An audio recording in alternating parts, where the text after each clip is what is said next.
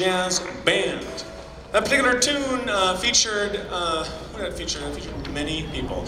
Tyler Webb, trumpet, Nathan Anderson, clarinet, Nate Campbell on trombone, and the King Porter Stomp was written by Fletcher Henderson. So what are we doing here, playing music from 1932 anyway? Here's the situation. So this morning, some of us did a clinic talking about the importance of knowing the various styles and genres of jazz and how you need to teach your young players to know these different styles. And so when I was thinking about what tunes to play today, I thought, well, I should put my money where my mouth is, and we should take some tunes through the big band from the very beginning, or at least early with the big bands.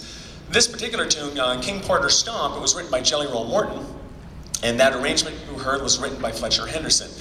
And it was from about 1932. Benny Goodman's band had a big hit with it in 1934, and this particular chart you just listened to is credited with sparking the big band craze that made everybody go wild for big bands. It's one of those recordings they make you listen to in jazz history class because it's a very good example of call and response with that. We're kind of pitting the brass against the woodwinds back and forth. So there you have King Porter Stomp. So that represents our 1930s tune for our concert today. But now we need to move ahead to the 1940s. And for this particular tune, I decided to pick a Duke Ellington piece. This is called Main Stem. And Main Stem, this album, this particular recording, you can find it on an album called the Blanton Webster Band, which is a must-own CD set. I know nobody buys CDs anymore, but you can still buy it. It has 3 discs from the early 1940s, a great version of the Duke Ellington Band.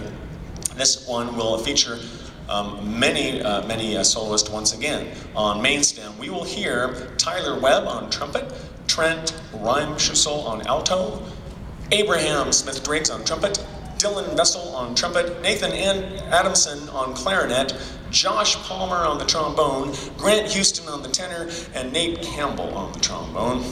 That's a lot of soloists. We hope you enjoy Duke Ellington's Main Stem.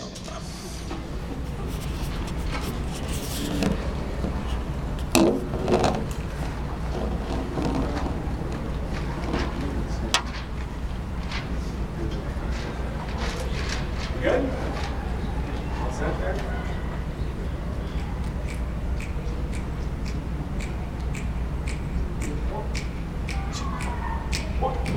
One, two, three, four.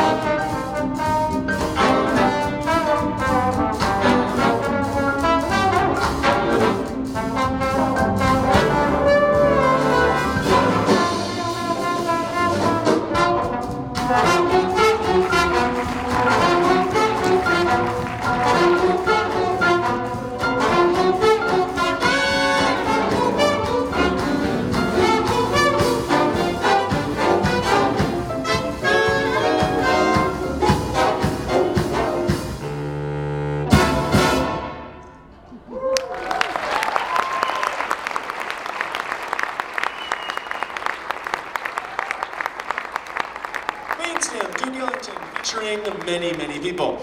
All right, that's going to be our, oh no, we have another one. Let me take a moment though to just introduce some of the members of the band. I'll do it like a section at a time. So let me just tell you who's in the saxophone section here. Whoa, hey, it's a hot microphone. I'm ready to tell you now about your members of the Utah State Jazz Band 2013 edition saxophone section.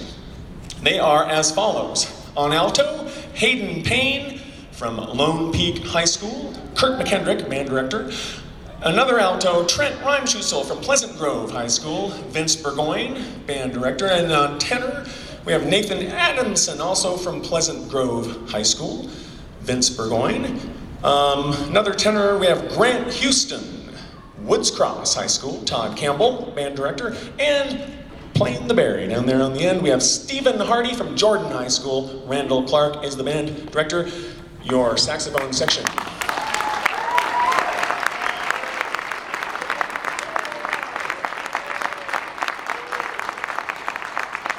That's a good saxophone section.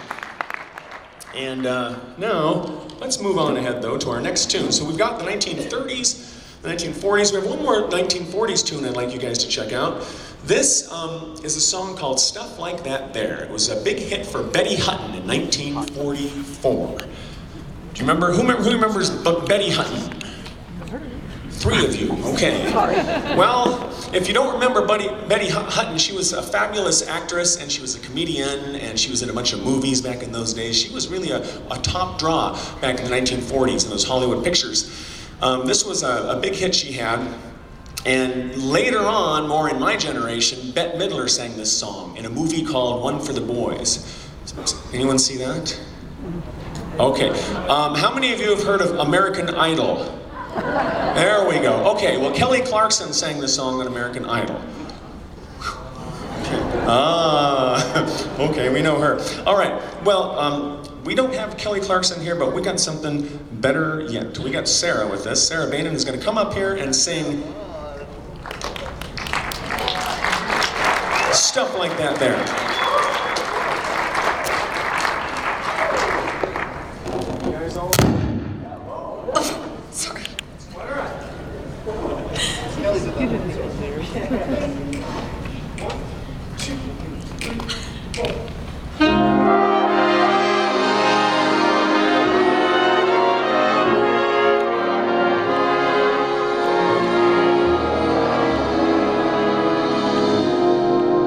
I was alone on a shelf in a world by myself. Oh, where could my Prince Charming be?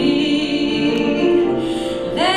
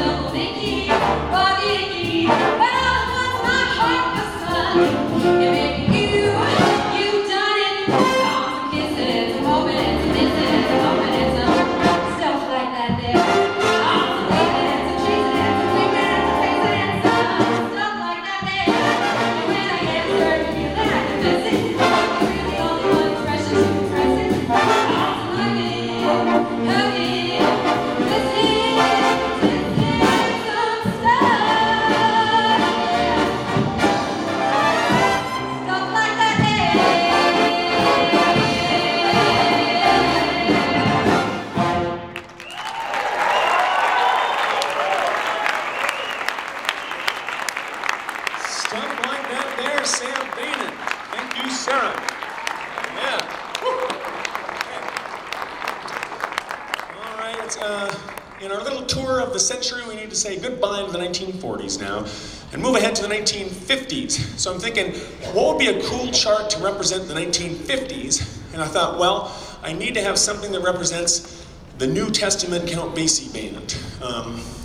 For those of you who aren't Basie fans, there's the Old Testament Count Basie band and the New Testament. This is from the 1950s, had they're known for swinging hard, and then for having a lot of precision in the horn section.